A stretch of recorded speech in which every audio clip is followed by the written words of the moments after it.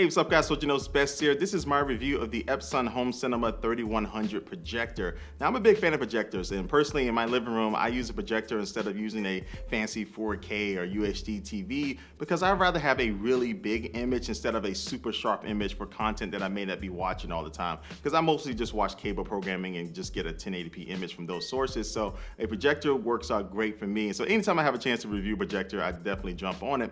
But anyway, focusing on this 3100 projector, it's very similar to my 3500, which is a step up from this that I already own. It's pretty straightforward. On the back you have a couple inputs for HDMI, and also too you do have a USB port, so you can plug in a Chromecast to that USB port to be able to charge it and then plug it into the HDMI port, so you can use a Chromecast straight off the bat with this. It also does have an audio out port as well. And that brings me to one negative about this projector, and that is it doesn't have a built-in speaker, which is not a big deal breaker personally, because if you're going to be using this for home use, you're not going to want to use a built-in speaker in any projector because it's going to suck. You're going to want to use a sound bar or some other type of sound system. But if I needed to move this projector around or travel with it, not having that built-in speaker could definitely suck at times. But overall, it's just something for the price point I would expect it to have it in there. But again, it's not a deal breaker for me. Now this projector does come with a remote control, and it's pretty big compared to the one that comes with the 3500. It has pretty much the same buttons on it, but for some reason it's just gigantic. It's the big show of remote controls. But if you don't want to use that remote control, you do have controls on the top of the projector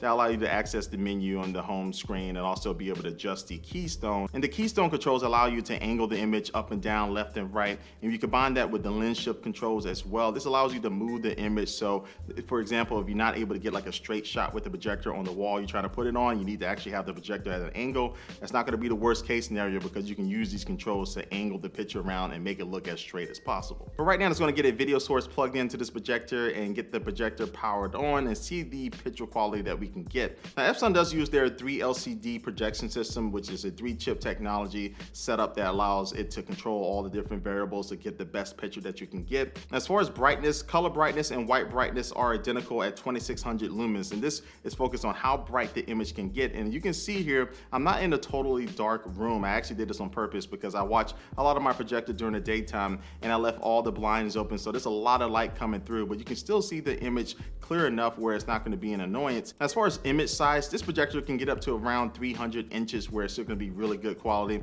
but they recommend around 10.5 feet where you can get about 110-inch image, and that's very close to what you're seeing in this video. You can compare this to my 65-inch TV that I'm bringing in here. It definitely makes a huge difference when it comes to size. And again, this picture is still going to be 1080p, so it's not 4K, and the more you stretch it out, the more it's going to get worse. But overall, I'm still happy with the image that I can get. And in the menu, just like a regular TV, you can control the color modes. You can change it from auto to dynamic to cinema, from natural and bright cinema, and depending on your setup, you can go through this and adjust it. But pretty much I let this image kind of standard and haven't messed around with a lot of the settings, so the image that you see is pretty much right outside the box. And I said pretty much too many times in that 10-second span.